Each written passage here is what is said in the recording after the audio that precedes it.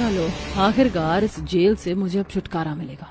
बाकियों के लिए होती होगी इस बोट पर छुट्टियां, मेरे लिए तो ये किसी सजा से कम नहीं।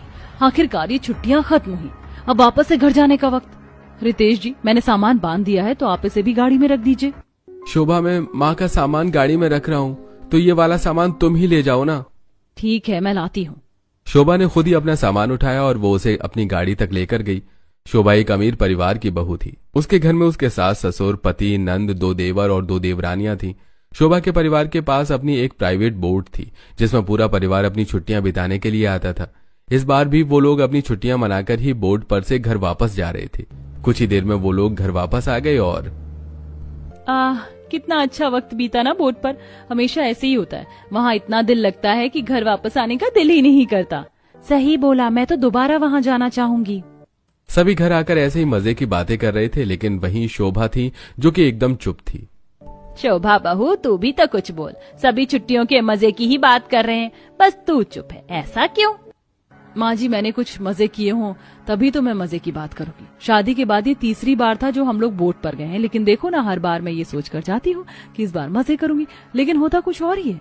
मुझे वहाँ मजा नहीं, बस सजा मिलती है। सभी लोग तो एंजॉय करते हैं, लेकिन घर से भी 2 गुना काम मुझे वहाँ करना पड़ता है।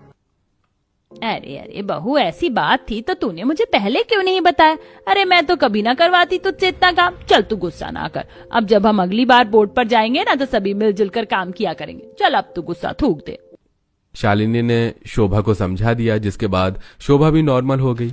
देखते ही देखते 2 महीने का समय गुजरा और अब फिर से पूरे परिवार का अपनी नाव वाली ट्रिप पर जाने का मन हो रहा था। सभी हॉल में बैठे हुए इसी बारे में बात कर रहे थे। मां, गणपति बप्पा जी की कृपा से जो प्रोजेक्ट हम तीनों भाई संभालने में लगे हुए थे, पूरे 2 महीने की मेहनत के बाद वो पूरा हो गया है और अब हम तीनों ही 2 हफ्ते को फ्री हैं। अब आप लोग कहो तो चलें 2 हफ्ते के लिए बोट पर। अरे वाह भैया, मुझे हमारी बोट बहुत ज्यादा पसंद है। चलिए चलते हैं बोट पर। रागिनी, तू भी बोट को देखकर इस बार खुश ही हो जाएगी। पता है, हमने बोट को रिपेयर करवाया है और वो भी बहुत सुंदर हो गई है। सच में आदि जी, तब तो बोट पर अब और भी मजा आएगा। बस तो अब सोचना कैसा, आपकी भी छुट्टियां हैं, अगर आप कहो तो हम अभी ही अपना सामान पैक कर लेंगे। अरे भाभी, कहने की राह मत देखो, बस कर लो। सभी बोट पर जाने की बातें करने लगे। सभी तो काफी खुश नजर आ रहे थे, लेकिन वहीं पर शोभा टेंशन में खड़ी हुई थी। अरे नहीं, फिर से बोट।